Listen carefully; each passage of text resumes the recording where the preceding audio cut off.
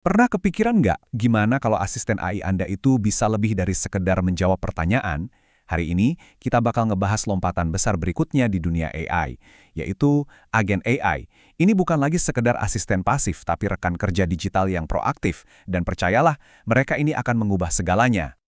Kita kan udah biasa ya, punya AI yang bisa jawab pertanyaan. Tapi coba deh bayangin sebentar, gimana kalau AI itu bisa benar-benar bertindak?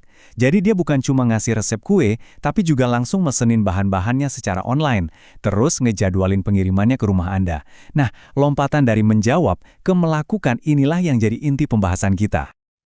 Oke, biar jelas, kita lihat bedanya. Di sebelah kiri ada chatbot, sifatnya reaktif, dia cuma ngikutin skrip.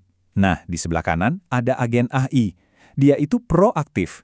Dia nggak nunggu disuruh, tapi bisa bikin rencana sendiri, pakai aplikasi lain, dan ngambil tindakan nyata buat mencapai tujuan Anda. Singkatnya nih, kita beralih dari AI yang cuma kasih info, ke AI yang bisa ngerjain sesuatu buat kita. Jadi gimana ceritanya kita bisa sampai ke titik ini?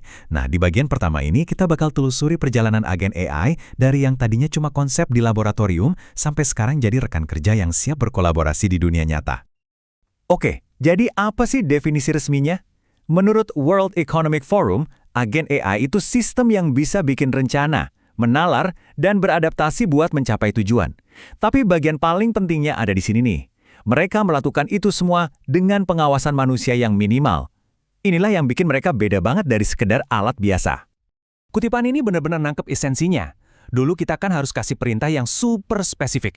Buka aplikasi X, klik tombol Y. Ribet.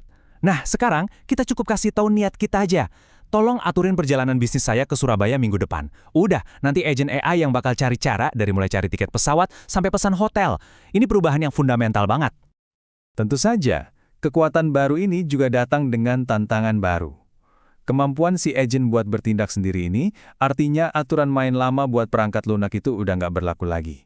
Bisa dibilang, kita ini lagi masuk ke wilayah yang benar-benar baru. Cara paling gampang buat ngebayanginnya tuh gini. Mengadopsi agen AI itu bukan kayak install software baru, tapi lebih mirip kayak kita lagi merekrut karyawan baru. Mereka butuh deskripsi pekerjaan, butuh batasan, dan butuh pengawasan. Ya persis kayak anggota tim kita yang manusia. Dan namanya juga rekan kerja baru, mereka juga bawa resiko yang unik. Coba bayangin deh, gimana kalau tujuannya sedikit aja melenceng dari tujuan kita? Atau perilakunya tiba-tiba berubah setelah dia belajar dari data baru. Atau lebih parah lagi, dia malah nyalah gunain akses ke email atau kalender Anda. Nah, model keamanan software tradisional itu nggak dirancang buat ngadepin masalah yang dinamis kayak gini. Terus, gimana dong cara kita ngelola semua risiko ini? Tenang, untungnya kita nggak perlu mulai dari nol. World Economic Forum udah nyusun semacam cetak biru, sebuah kerangka kerja buat ngebangun kepercayaan dan mengadopsi agen AI secara bertanggung jawab. Yuk, kita bedah bareng-bareng. Jadi, kerangka ini punya 4 pilar yang logis banget. Pertama, klasifikasikan. Kita kenalan dulu sama agennya. Kedua, evaluasi. Kita uji kemampuannya. Ketiga, nilai risiko. Kita pahami apa aja yang bisa salah. Dan yang terakhir, kelola. Kita terapkan aturan main berdasarkan 3 pilar sebelumnya. Ini tuh kayak pendekatan langkah demi langkah buat ngebangun kepercayaan. Oke, kita mulai dari pilar yang pertama, klasifikasi. Sederhananya gini, sebelum kita bisa percaya sama si agen, ya kita harus kenal dulu sama dia. Apa sih kemampuannya, apa perannya, dan di mana batasannya. Biar gampang, kita pakai contoh yang simple banget. Robot penyedot debu. Fungsinya apa? Ya buat bersih-bersih. Perangnya spesialis, cuma itu aja. Otonominya sedang lah ya, dia bisa jalan-jalan sendiri di area yang udah dipetakan. Nah yang paling penting nih, otoritasnya. Rendah banget. Dia nggak bisa tiba-tiba pesan pizza atau balas email kan? Dengan memetakan dimensi-dimensi ini, kita jadi punya gambaran yang super jelas tentang apa yang bisa dan nggak bisa dia lakukan. Nah, setelah kita kenalan sama si agen di pilar 1, terus kita evaluasi kinerjanya dan nilai risikonya di pilar 2 dan 3, kita sampai di langkah terakhir yang paling krusial, yaitu tata kelola. Disinilah kita menetapkan aturan main yang konkret buat rekan kerja digital kita ini. Ini adalah beberapa aturan dasar yang bisa dibilang hukumnya wajib. Yang paling utama itu prinsip hak istimewa terendah. Gampangnya gini, kalau agen Anda cuma butuh akses kalender, ya jangan dikasih akses ke email. Kasih aja akses seminimal mungkin yang dia butuhkan buat kerja. Ditambah lagi dengan jejak audit yang jelas dan kewajiban pengawasan manusia, ini jadi fondasi tata kelola yang kuat.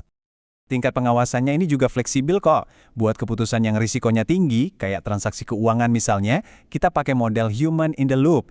Jadi agennya ngasih usul, tapi tetap kita yang harus klik OK. Nah, buat tugas-tugas rutin, kita bisa pakai human on the loop. Agennya kerja mandiri, sementara kita ngawasin dari jauh dan bisa intervensi kapan aja kalau perlu. Jadi, kita bisa menyeimbangkan antara otonomi dan keamanan. Sejauh ini, kita kan ngomongin tentang satu agen dalam satu organisasi. Sekarang, coba deh kita zoom out. Bayangin apa yang terjadi ketika jutaan agen ini mulai saling bicara satu sama lain, membentuk sebuah ekosistem digital global. Nah, selamat datang di masa depan multi-agen. Konsep ini disebut Internet of Agents. Coba bayangin, ada lapisan baru di atas internet kita sekarang. Di lapisan itu, agen AI Anda bisa bernegosiasi secara otonom dengan agen AI dari supplier, agen AI dari bank, dan agen AI dari klien buat nyelesain sebuah proyek, semuanya tanpa campur tangan manusia. Ini bukan lagi sekedar otomatisasi biasa, ini udah masuk ke ranah ekonomi otonom. Tapi, dunia yang saling terhubung ini juga sangat rapuh. Satu kesalahan kecil di satu agen, misalnya dia salah menafsirkan data, itu bisa memicu efek domino yang menjalar ke seluruh jaringan, menyebabkan kegagalan berantai. Nah, inilah kenapa membangun tata kelola yang kokoh untuk agen tunggal dari sekarang itu penting banget. Ibaratnya, fondasi rumahnya harus kuat dulu sebelum kita bangun gedung pencakar langit. Pada akhirnya, pertanyaan terbesarnya itu bukan lagi soal teknis. Pertanyaannya menjadi bagaimana cara kita membangun sebuah tempat kerja, bahkan masyarakat yang siap untuk berkolaborasi dengan rekan kerja digital ini. Masa depan pekerjaan sedang ditulis ulang, dan kali ini kita tidak menulisnya sendirian, tapi bersama mereka. Terima kasih telah menyimak.